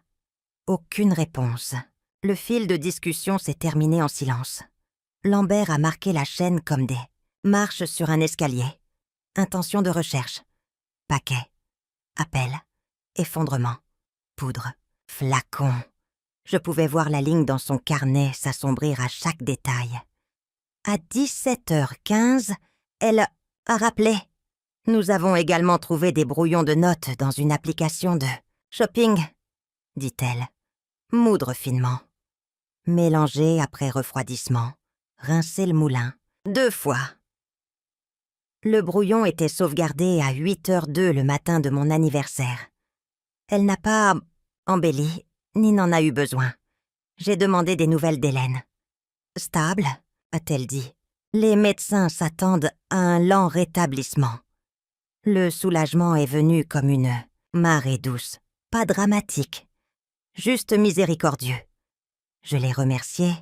Je suis restée avec le calme jusqu'à ce que le réfrigérateur s'arrête et que la maison retienne son souffle. Le dernier appel de Lambert cette nuit-là a été bref. Nous préparons une déclaration sous serment, a-t-elle dit. Gardez vos routines. Verrouillez vos portes. Ne rencontrez pas Claire seule. J'ai écrit l'heure dans mon journal, en encerclant les chiffres. 21h34. Quand j'ai fermé le livre, la page précédente me regardait. Choisir mon fils. Choisir la vérité.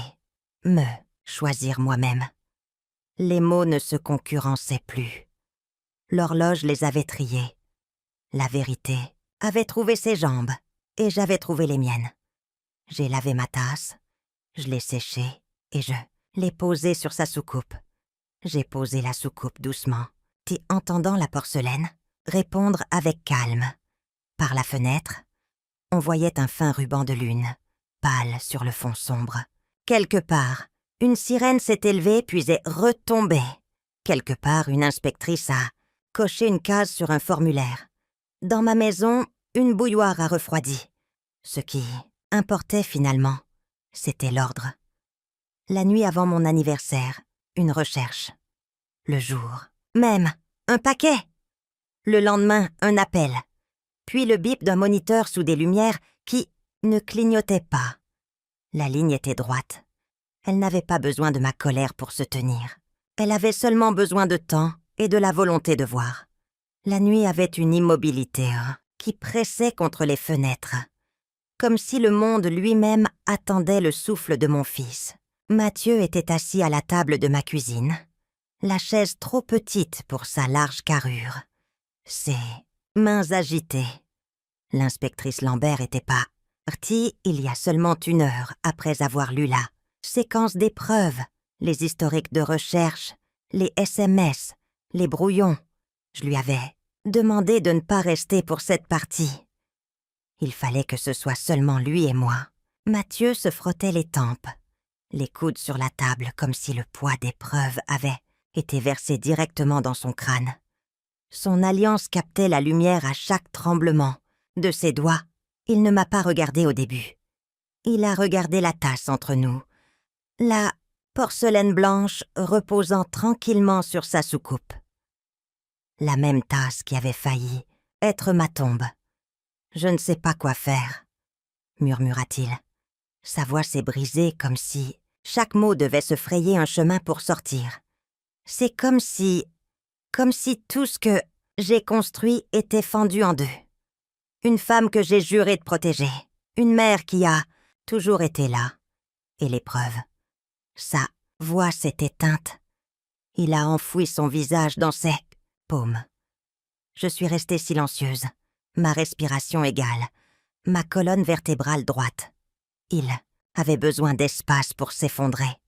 Quand il a relevé la tête, ses yeux étaient humides, ses joues marbrées de rouge. Il avait l'air des années plus jeunes dans ce chagrin, comme le garçon qui s'écorchait les genoux et courait vers moi les bras grands ouverts. Elle, Claire, elle m'a dit un jour que tu étais dramatique, que tu exagérais ta santé. Je l'ai défendu. Je pensais être un bon mari. Mais maintenant... Il s'est arrêté, les poings serrés, la mâchoire tendue. Maintenant, je vois que je n'étais pas un bon fils. La bouilloire sur la cuisinière a cliqueté alors que le métal refroidissait. Ce petit son a rempli l'air entre nous, jusqu'à ce qu'il parle à nouveau. « Maman », dit-il, le mot tremblant. D'un côté, il y a ma femme de l'autre ma mère.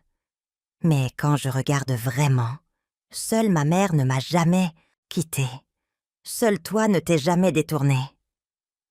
Ses épaules se sont affaissées, alors que l'aveu se libérait. Je n'arrive pas à croire ce qu'elle a fait. Je n'arrive pas à croire que je n'ai rien vu. J'ai tendu la main sur la table. Ma main, marquée par les années, s'est posée sur son épaule. Pas de discours, pas de reproche, pas de réprimande. Juste la chaleur du contact, stable comme le souffle. Ses sanglots se sont approfondis. Le genre de sanglots qui secouent un corps jusqu'à ce qu'il se sente vidé. Je les ai laissés déferler dans la cuisine, car la catharsis vient comme une marée. On ne peut pas la repousser.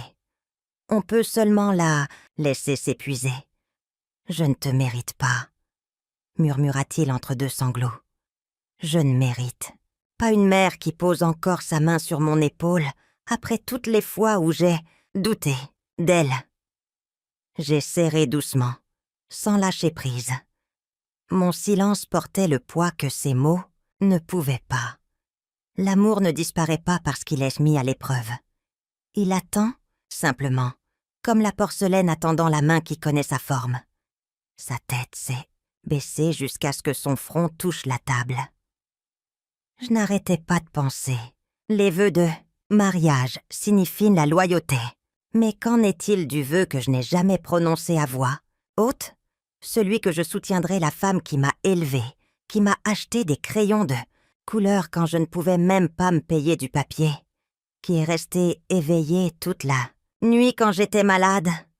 N'est-ce pas là le vœu le plus vrai? Sa voix s'est de nouveau brisée en un sanglot. Ma gorge s'est nouée, mais je n'ai pas encore laissé couler les larmes. C'était son moment, son effondrement, sa purification. Mon rôle était de tenir le silence, comme un réceptacle. Finalement, il a relevé la tête, les yeux gonflés, la voix rauque. « Tu ne m'as jamais quitté, maman. Même quand je t'ai quitté de petite manière. Même quand je n'ai pas remarqué la solitude dans tes yeux aux anniversaires. Même quand je pensais qu'elle avait raison. » Il a posé sa paume à plat sur la table, près de la mienne. « Tu n'es jamais parti. » J'ai hoché la tête une fois. Mes lèvres étaient serrées pour contenir la tempête en moi. Les mots ont résonné, frappant plus profondément que n'importe quel couteau. La mère n'est jamais partie. Il sonnait avec la même cadence que des années auparavant quand il murmurait dans mon cou après des cauchemars. « Ne pars pas, maman. » Maintenant, le cercle se refermait. Il se souvenait. La lumière de la cuisine brillait au-dessus de nous. Un jaune pâle sur le bois et la porcelaine. Pas de coup de tonnerre. Et pas de marteau de juge. Juste la vérité. Nue et indéniable. Une femme l'avait trahi. Une mère ne l'avait pas fait. Entre les deux, il voyait clairement pour la première fois. J'ai tenu sa main.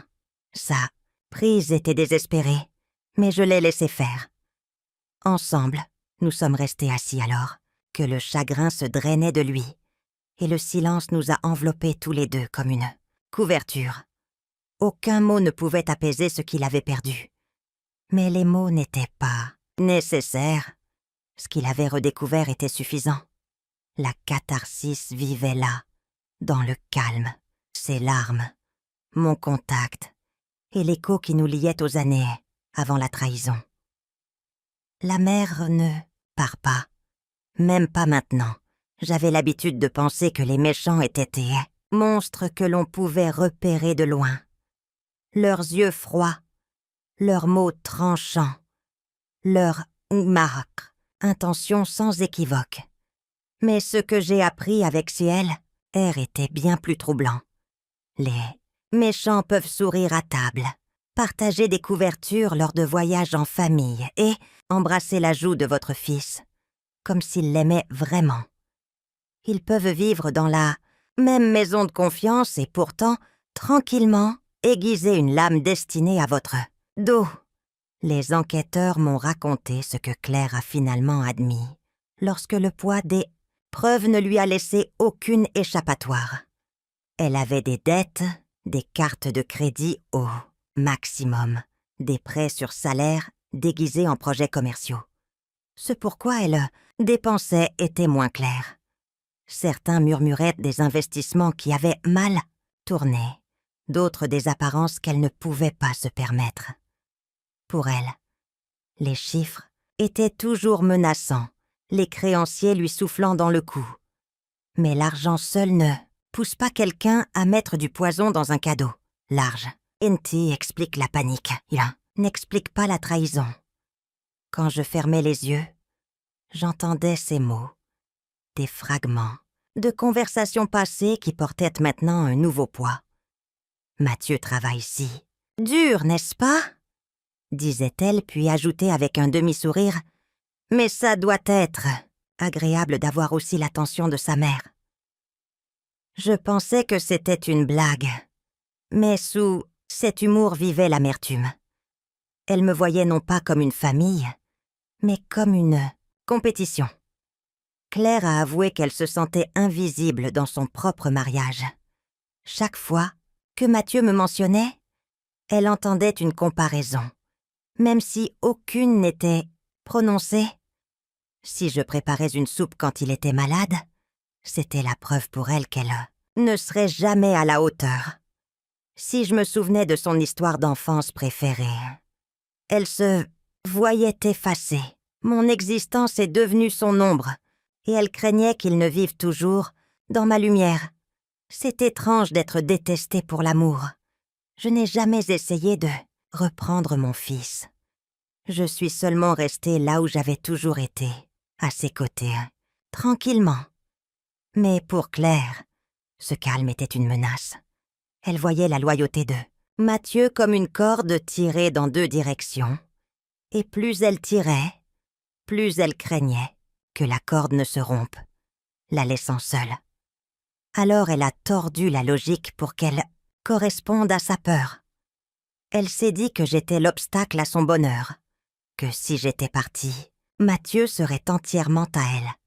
Le poison est devenu sa solution, une gomme permanente de ce qu'elle pensait être mon emprise.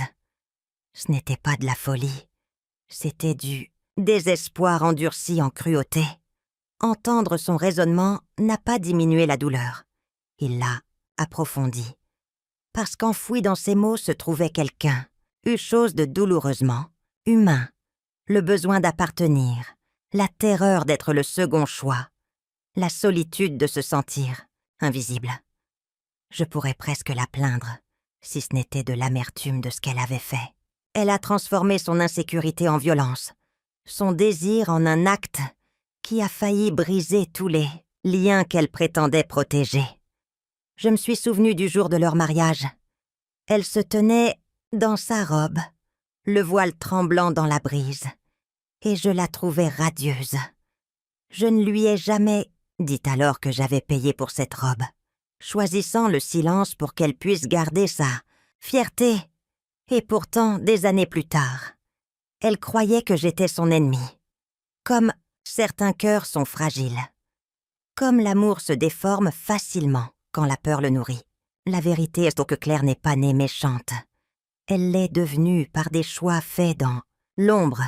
Chaque dette ignore, et chaque amertume nourrit, chaque peur laissée à s'envenimer. Et pourtant, elle avait un autre choix depuis le début. Elle aurait pu parler. Elle aurait pu se tourner vers moi, pas contre moi. J'aurais écouté. J'aurais aidé. C'est ce qui rend sa trahison la plus profonde de toutes. Elle avait d'autres chemins, mais elle a choisi le plus sombre. En réfléchissant à ces révélations, j'ai réalisé que l'histoire ne concernait pas seulement le poison dans une tasse. Elle concernait le poison dans un cœur. Claire a porté le sien tranquillement jusqu'à ce qu'il se déverse dans le mien. Et bien que j'ai survécu, une partie de moi pleurait. Non seulement pour le danger que j'avais affronté, mais pour la femme qu'elle aurait pu être si elle avait choisi la lumière au lieu de l'ombre. Cette nuit-là, j'ai murmuré une prière dans le silence, non pas pour son pardon, mais pour la compréhension. Park, et que les méchants ne sont pas toujours des monstres. Parfois, ce sont des personnes brisées qui laissent la peur gagner. Et la peur, lorsqu'elle est nourrie assez longtemps, peut être mortelle. Le palais de justice sentait faiblement la poussière et le vieux vernis à bois, le genre d'odeur qui porte des siècles de jugement et de finalité. J'étais assise sur le banc, étroit, mes paumes posées sur ma jupe, le tissu frais me ramenant à la réalité. Mon cœur battait régulièrement, pas follement, car à ce moment-là, je n'avais plus rien à prouver, seulement la vérité à énoncer. Lorsque le greffier a appelé mon nom, je me suis levée, mes jambes calmes, mes pas lents. La pièce semblait plus grande qu'elle ne l'était. Les néons bourdonnaient au-dessus, leur son remplissant chaque espace silencieux. Je me suis avancée à la barre, et je n'ai regardé ni Claire, ni Mathieu. J'ai regardé le juge, le pauvre, et desde là, loi gravée dans son fauteuil. Et j'ai répondu aux questions simplement. Pas de drame, pas de discours, juste la vérité. Oui, j'ai reçu le coffret de café de spécialité pour mon 67e anniversaire. Oui, je l'ai donné à Madame Hélène en raison de mon état cardiaque. Oui, elle a été hospitalisée peu de temps après l'avoir bu. Chaque mot tombait doucement, mais il portait la gravité de la survie. Je n'ai pas embelli, je n'ai pas accusé. J'ai raconté l'histoire, telle qu'elle s'est produite, aussi simple qu'une page de calendrier. L'avocat a essayé d'insister pour en savoir plus, mais je suis retournée au silence lorsque les faits se sont terminés.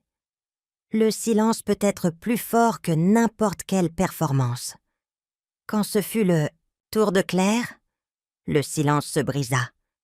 Elle cria, sa voix tremblante et rauque. « Elle ment !» Elle a toujours voulu garder Mathieu. Elle l'a monté contre moi. Les mots ont ricoché dans la pièce, fins et déchiquetés.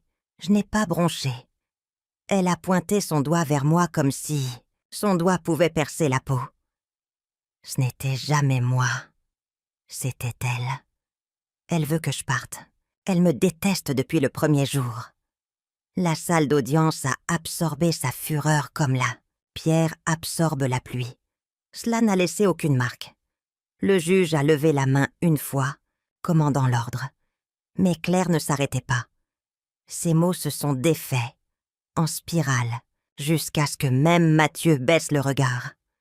Le son de sa voix s'est brisé sous son propre poids, le désespoir remplaçant la défiance. Et puis c'est arrivé. Le coup sec et en bois, du marteau. 3 coups, brefs et inflexibles. Le son a fendu l'air, mettant fin à sa tempête. Ce son était plus final que n'importe quelle sentence lue à voix haute. Il portait l'autorité des siècles. Il disait « Assez ». J'ai baissé les yeux, non pas par honte, mais pour me recentrer. Mon esprit a dérivé de manière inattendue vers la tasse en porcelaine qui m'attendait à la maison, la blanche ébréchée sur le bord, qui était devenue mon encre à travers cette épreuve. Je l'ai imaginée sur la table, captant un rayon de douce lumière matinale.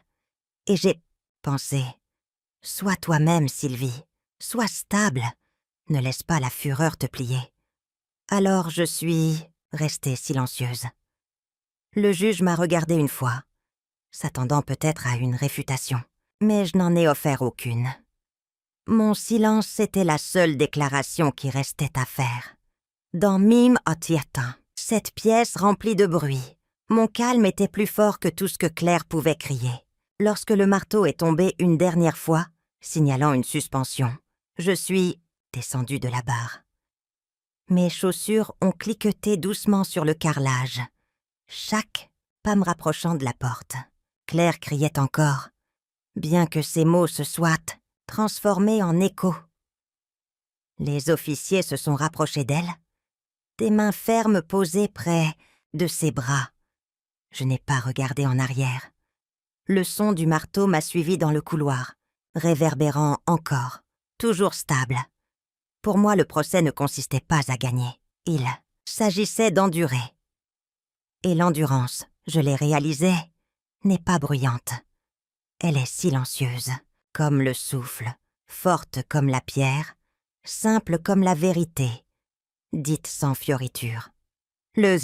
Lendemain matin, les marches du palais de justice étaient glacées. Mon souffle s'élevait en tout faible nuage alors que je marchais à côté de Mathieu. Il ne disait rien. Son silence était à la fois une blessure et un bouclier. À l'intérieur, le verdict avait été lu. Coupable de tentative, d'empoisonnement, caution refusée. La voix du juge était ferme, mais pas cruelle. Juste un décret prononcé dans l'air. Je n'ai pas ressenti de triomphe. Je me sentais lasse, comme si chaque muscle avait porté un fardeau trop lourd pendant trop longtemps. La justice, dit-on, est aveugle. Mais la justice n'est pas non plus tendre. Elle donne des réponses sans guérir. Le marteau était peut-être tombé en ma faveur, mais les fissures dans notre famille restaient béantes, non scellées. Claire était assise, raide, lorsque la décision a été rendue, son visage vidé de toute flamme. Elle n'a pas crié cette fois. Elle a regardé le sol comme si elle cherchait une porte qui n'existait pas. Mathieu était assis 2 rangs derrière elle, son corps courbé comme en prière. Lorsque l'officier a emmené Claire, il n'a pas bougé. Il n'a même pas levé la tête. Sur les marches du palais de justice, le vent d'hiver m'a saisi le poignet, comme un bracelet froid. J'ai resserré mon manteau, mais le froid s'est infiltré. Des gens passaient devant nous, des avocats, des greffiers, des étrangers, chacun absorbé par son propre rythme, insensible à ce qui s'était brisé en moi. Mathieu a finalement murmuré « Je ne sais pas quoi ressentir, maman ». Sa voix s'est fissurée sur les bords. J'ai posé ma main sur sa manche. Je n'avais aucune sagesse à offrir, aucun mot pour panser la blessure, seulement une présence, seulement la vérité silencieuse que j'étais toujours là et qu'elle ne l'était pas. Je voulais lui dire qu'il n'y a pas de paix dans la punition. Il n'y a qu'un espace créé là où se tenait autrefois le danger. Cet espace est vide, et le vide n'est pas une victoire. Mais j'ai gardé ces pensées pour moi. Certaines vérités n'ont pas besoin d'être dites. Nous sommes restés là un long moment, le froid mordant de plus en plus, jusqu'à ce qu'il me regarde enfin. Ses yeux contenaient du chagrin et de la culpabilité, habilité, et quelque chose de plus doux aussi, une reconnaissance. Il savait que je l'avais porté même quand il penchait de l'autre côté. Cette connaissance était suffisante. Lorsque nous avons finalement descendu les marches, je ne me sentais pas plus légère. Je me sentais changée, comme si je portais une cicatrice sous mes côtes, non visible, mais permanente. Ma vie avait été mesurée, testée et réarrangée. Et bien que j'aie survécu, survivre n'est pas la même chose que guérir. Ce soir-là, à la maison, je me suis assise à table avec la tasse en porcelaine devant moi. La maison était calme. J'ai versé de la tisane à la camomille, j'ai regardé la vapeur s'élever et j'ai enroulé mes mains autour de la courbe chaude de la tasse.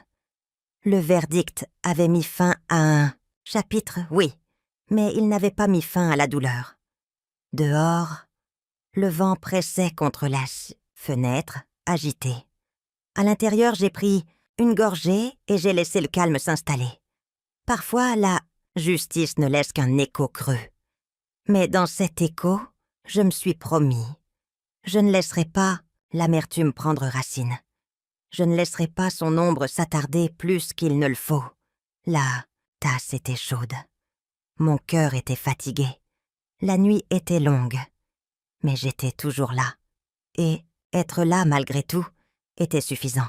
Les semaines après le verdict s'écoulèrent lentement, comme si le temps lui-même boitait. Au début, je suis restée à l'intérieur, paralysée par le silence. La maison semblait creuse. Chaque craquement du plancher me rappelait ce qui avait été perdu. Pourtant, un matin, alors que je soulevais ma tasse en porcelaine et que je regardais la vapeur de camomille s'élever, j'ai murmuré à voix haute. « Lève-toi, Sylvie. » Les mots étaient simples, mais ils sonnaient comme un ordre. J'ai enfilé mes vieilles chaussures des marches aux semelles usées et je suis sortie. L'air était vif, portant l'odeur des feuilles mouillées et de la terre. Au début, mon corps a résisté, mes genoux raides, mon souffle court. Mais pas à pas, pâté de maison après pâté de maison, j'ai continué à avancer. Le rythme de mes pieds sur le trottoir est devenu une sorte de prière, régulière et ancrante. Je me suis surprise à remarquer des détails que j'avais ignorés auparavant. La façon dont le soleil du matin peignait les toits en or. Le rire des enfants attendant leur bus, scolaire, la chaleur d'un signe de la main d'un voisin. Bientôt, j'ai rejoint le club de lecture de la bibliothèque. Je ne m'étais pas assise parmi des étrangers depuis des années. Pourtant, j'étais là, à écouter des voix discuter de romans et de personnages. Au début, je parlais peu, la gorge nouée. Mais ensuite, quelqu'un a demandé ce que je pensais de la faille. Innaduna, histoire. Et des mots ont glissé avant que je ne puisse me replier. Ils ont hoché la tête, souri et m'ont accueilli dans le cercle. Pour la première fois depuis des mois, je me sentais faire partie de quelque chose qui n'était pas défini par la suspicion ou la douleur.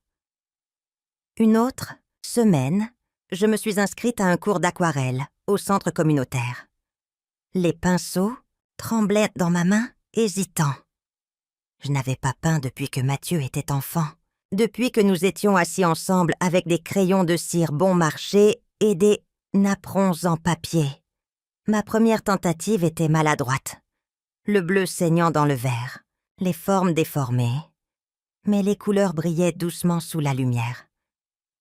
Et je me suis souvenue de ce que c'était que de créer sans peur, de laisser la beauté naître de petits coups de pinceau. Chaque nouvelle habitude s'est tissée dans mes journées, régulières, comme le souffle. Marcher, lire, peindre. Petit à petit, la vie s'est reconstruite, non pas avec de grandes victoires, mais avec des rituels silencieux. Et toujours, la tasse en porcelaine est restée. Autrefois, elle avait menacé de porter du poison dans mes veines. Maintenant, elle ne portait que de la camomille, parfumée et dorée.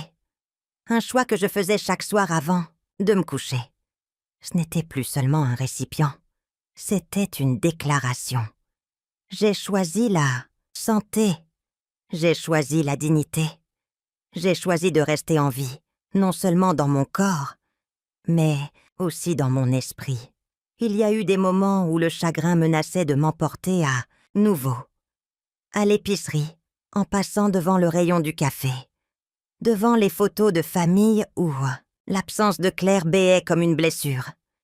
Mais je me suis accrochée au rituel, la tasse, la tisane, l'inspiration et l'expiration lente. Cépées et petites encres me rappelaient que j'avais enduré. J'ai commencé à écrire une phrase dans mon journal avant de dormir. Être moi-même suffit. Les mots sont devenus un refrain, résonnant chaque fois que le doute s'insinuait. J'avais beaucoup perdu, oui, mais ce qui restait était encore précieux. Et dans cette reconnaissance, j'ai trouvé quelque chose de nouveau. Une force que je ne savais pas que je portais. Le renouveau, je l'ai réalisé, n'arrive pas comme le tonnerre. Il murmure, comme la vapeur qui s'élève d'une simple tasse. Un soir, la maison était baignée d'une lumière ambrée, celle qui persiste juste avant le crépuscule. J'étais assise à ma table de salle à manger avec mon journal ouvert, les pages lignées attendant. Mon stylo a hésité, incertain, jusqu'à ce que je presse finalement l'encre sur le papier. J'ai beaucoup perdu, ai-je écrit, les mots simples, sans fioriture, aime, et je mets encore, et cela suffit. J'ai laissé la phrase là, brute et sans excuse. Ma main tremblait, non pas de faiblesse, mais de libération. L'écrire, c'était comme expirer, après avoir retenu mon souffle trop longtemps. J'ai levé les yeux, et de l'autre côté de la pièce était accrochée la photographie dans son simple cadre en bois. Mon défunt mari se tenait à côté de moi, sa main posée doucement sur mon épaule. Dans mes bras, le petit Mathieu souriait avec des dents de lait, serrant une tasse en porcelaine presque trop grande pour ses mains. L'image était ordinaire, mais elle brillait d'une chaleur qui remplissait la pièce. J'ai étudié cette photo pendant un long moment. Le cercle de la mémoire s'était refermé. La même tasse qui avait autrefois porté du lait pour un garçon portait maintenant de la tisane pour une femme plus âgée. Le même récipient avait traversé l'innocence, le Ninger et la guérison. Dans sa continuité, j'ai vu ma propre histoire, non pas brisée, non pas parfaite, mais entière. La pièce était silencieuse, à l'exception du bruissement des pages alors que j'écrivais davantage. Je n'ai pas écrit sur Claire, ni sur le procès, ni sur la peur. Ces choses ne méritaient plus d'espace ici. Au lieu de cela, j'ai écrit sur la marche sous les arbres, sur les rires du club de lecture, sur la façon dont les couleurs se fondaient les unes dans les autres sur le papier aquarelle. J'ai écrit sur la vapeur de Sötemunsup, camomille, s'élevant comme l'espoir. L'acte d'écrire est devenu son propre rituel, un dernier point dans le tissu du renouveau. Mon stylo se déplaçait lentement, délibérément, comme si chaque mot était une graine plantée dans le sol. Je ne me suis pas pressée. La guérison ne peut pas être précipitée. J'ai simplement laissé les phrases se former les unes après les autres jusqu'à ce que la page porte le poids de ma vérité. Quand j'ai eu fini, j'ai fermé doucement le journal et j'ai posé ma main sur la couverture. La photographie sur le mur, la tasse sur la table, le journal sous ma paume. Il s'alignait comme une constellation, me guidant vers une vie qui n'était plus définie par la perte. J'ai murmuré doucement, non pas à quelqu'un d'autre, mais à moi-même. Tu es toujours là, tu suffis. Et dans ce murmure, j'ai senti la paix s'installer. Non pas la paix fragile du déni, mais la paix stable de l'acceptation. Le cercle de la mémoire s'est refermé, non pas avec chagrin, mais avec une force tranquille. La maison était silencieuse. Mon cœur était silencieux. J'étais rentrée chez moi. Je veux vous laisser avec quelque chose, une pensée qui pèse lourdement sur mon cœur. Si vous avez écouté jusqu'ici, alors peut-être savez-vous ce que c'est que d'être ignoré, d'être mis en doute, ou d'être silencieusement blessé par quelqu'un en qui vous aviez confiance. Peut-être savez-vous ce que signifie porter à la fois la peur et l'amour dans la même poitrine, en vous demandant lequel vous brisera en premier. Alors, je vous le demande doucement, comme je le demanderais à une vieille amie autour d'une table. Pensez-vous que j'ai eu tort? Me suis-je trompée en donnant ce café ou en restant silencieuse lorsque la vérité pressait contre mes lèvres? Dites-moi dans les commentaires si vous vous êtes déjà trouvé à un carrefour similaire. Si vous avez déjà dû choisir entre vous protéger et protéger quelqu'un que vous aimez, je veux entendre votre voix, car la vérité est que personne d'autre ne devrait jamais décider de la chaleur dans votre tasse. Ce choix vous appartient, et à vous seul. Que vous la remplissiez de café, de tisane ou de rien, du tout, elle doit porter votre décision, pas l'ombre de quelqu'un d'autre. Ce petit droit de choisir ce que vous mettez dans votre corps, dans votre esprit, est le fondement de la dignité. Avant de nous dire au revoir, j'aimerais savoir d'où vous nous regardez. Est-ce un matin calme avec une tasse chaude à la main, la vapeur s'élevant alors que vous commencez votre journée? Ou est-ce tard dans la nuit, le monde autour de vous immobile, tandis que des histoires comme la mienne vous tiennent compagnie dans le silence? Ou que vous soyez, j'espère que vous vous sentez moins seul ici. Faites-le nous savoir dans les commentaires. Nous lisons chacun d'eux avec gratitude, comme s'il s'agissait de lettres pliées dans des enveloppes transportées de votre maison à la mienne. Et si cette histoire a touché votre cœur, je vous demande d'envisager de vous abonner à cette chaîne. Non, seulement pour entendre plus d'histoires comme celle-ci, mais pour faire partie d'une communauté qui croit encore en la gentillesse, en la guérison et aux secondes chances. Ensemble, nous nous accrochons à la vérité fragile et nécessaire, que la vie peut encore devenir douce après la douleur. Je vous remercie d'avoir passé votre temps avec moi aujourd'hui. Vous auriez pu choisir n'importe quoi d'autre. Pourtant, vous avez choisi de vous asseoir avec ma voix, ma mémoire, ma survie. Ce n'est pas un petit cadeau. Je ne le prends pas à la légère. Où que vous soyez, que ce soit dans une ville animée ou un village, tranquille, que votre maison soit pleine de bruit ou marquée par le silence, j'espère que vous emporterez cette histoire avec vous. J'espère qu'elle vous rappellera que parfois, le miracle n'arrive pas en frappant à votre porte. Parfois, il attend tranquillement, patient, jusqu'à ce que vous soyez prêt à ouvrir votre cœur et à le laisser entrer. Et c'est ainsi que je vous quitte. Gardez une tasse chaude pour vous, protégez-la, chérissez-la, c'est votre droit, c'est votre encre. Dans un monde qui nous tire souvent, exigeant des morceaux que nous ne pouvons pas nous permettre de donner, souvenez-vous de cette vérité simple mais puissante. Garder une tasse de chaleur pour soi n'est pas égoïste. C'est de la survie. C'est de l'amour. Prenez soin de vous, mon ami, et jusqu'à la prochaine histoire, puissiez-vous trouver la paix dans les petits rituels. Pouvez-vous découvrir la force dans votre propre silence. Et puissiez-vous ne jamais oublier que vous êtes suffisant tel que vous êtes.